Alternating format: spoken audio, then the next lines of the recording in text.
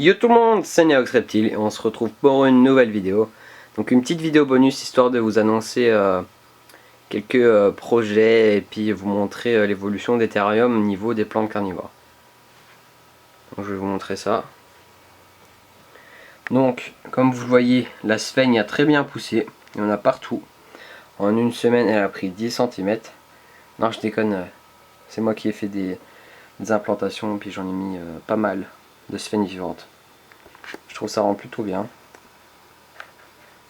Donc là, comme vous pouvez le voir, avec les zooms et tout, je filme avec l'appareil de mon frère, qui a un très beau Canon.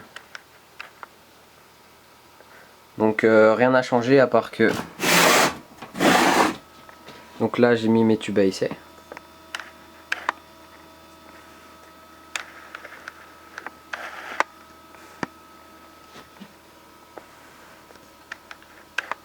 Donc là j'ai mis tubes à essai. Après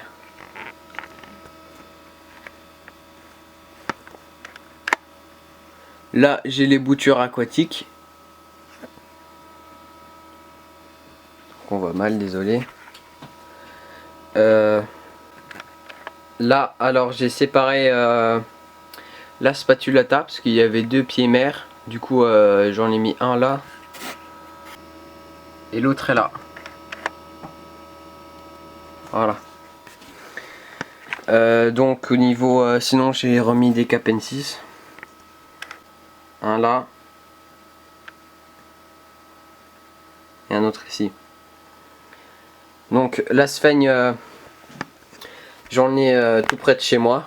Donc c'est vraiment cool. Donc j'en ai pris un petit peu dans plusieurs endroits parce qu'il y en a vraiment beaucoup. Et histoire de pas tout prendre à un seul endroit. Et c'est vraiment pratique, ça m'évite de payer car la sphaigne c'est assez cher. Et en plus donc je vais m'en servir pour les boîtes humides de mes Gécoléopards. Et pourquoi pas des boîtes de ponte ou autre. Comme ça bah je l'aurai gratuitement, mais j'aurai juste à la déshydrater et la désinfecter. Après je vais vous montrer ma petite tourbière.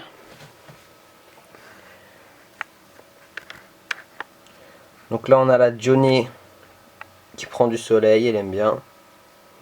Là toutes les plantes sont bien parties, donc elles ont refait du mucilage, donc de la glu, même dans les terrariums. C'est vraiment beau.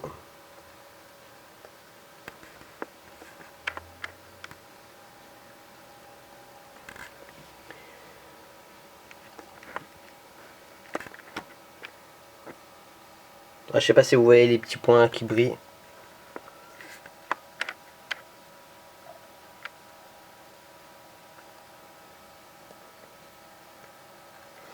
Voilà, la Sarracenia,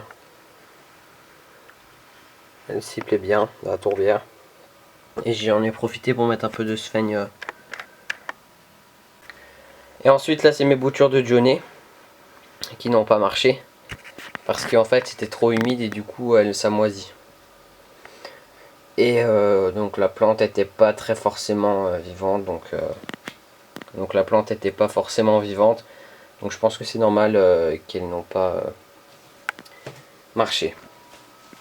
Ensuite là, donc ça c'est mes petites cultures de sphaigne. Ouais, je sais que c'est chiant avec l'appareil là, mais bon, je suis obligé, mon autre appareil n'est pas disponible. Là j'ai remis de la sphaigne dans les pots de culture. En fait ça pousse tout seul, c'est une technique de culture. Donc je vais vous montrer 2-3 trucs après. Dans mon petit Exoterra, je commence à faire un mur de sphaigne. Et j'ai fait un double fond avec de l'eau et puis de la sphaigne par au-dessus et quelques plantes. Donc je vais vous expliquer un peu le principe.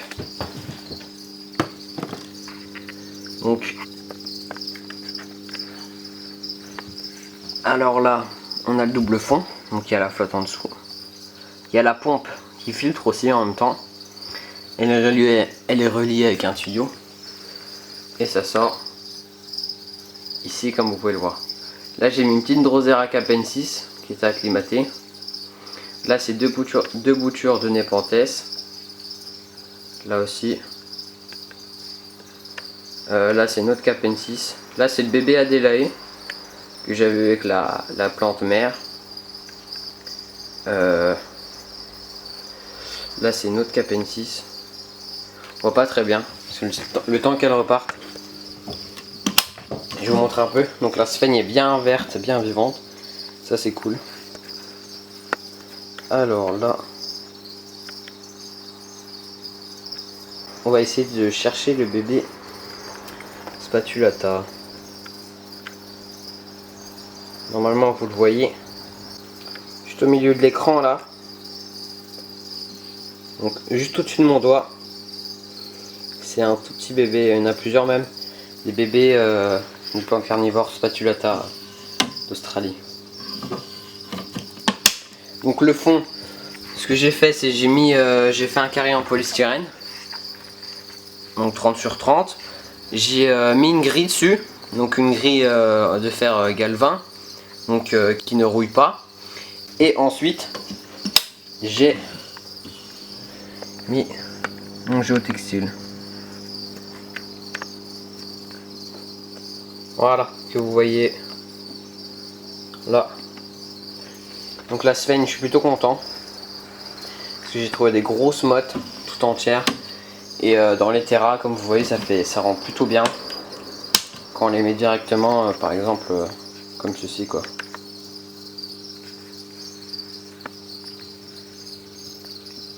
Après au niveau du système du mur de sphène, alors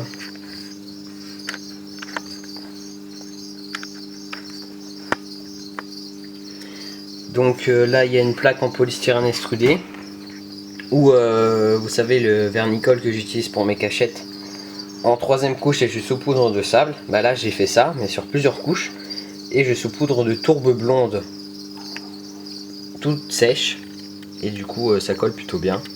Donc certes il y a un peu de trou où on voit le polystyrène mais bon c'est pas grave. Après j'ai mis de la sphène vivante et j'ai découpé la forme des grillages et j'ai replié les pics. Comme vous pouvez voir là,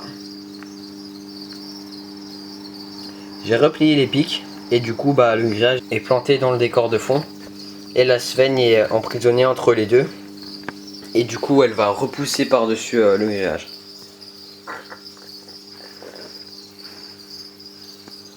Donc voilà, je vous remonte un peu, j'ai mis une petite branche que j'ai désinfectée donc en la mettant dans de l'eau chaude ou bouillante.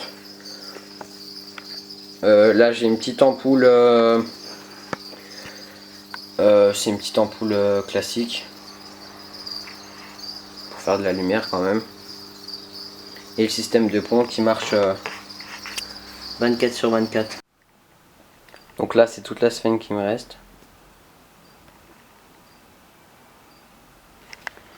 Là-bas c'est toute la sphène que je vais mettre à désinfecter pour les boîtes à MUD, j'ai collé au pas. Et là, donc là ce sont les bacs de culture de sphène.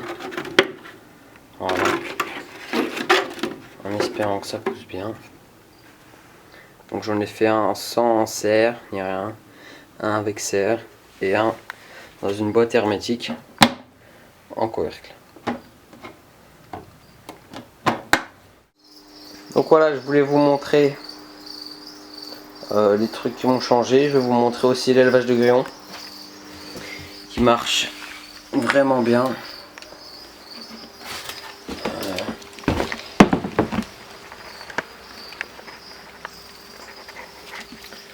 Donc là, on a déjà une bonne taille. On a pas mal. Et le truc, c'est que j'ai une autre ponte. Donc en incubation et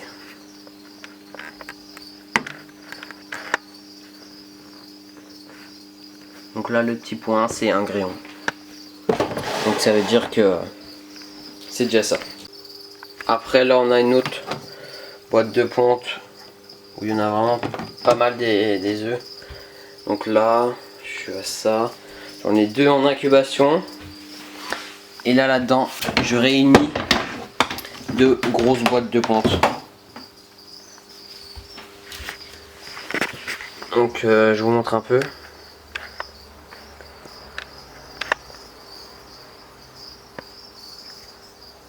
Voilà. Et j'ai tout ça comme bébé. Donc là.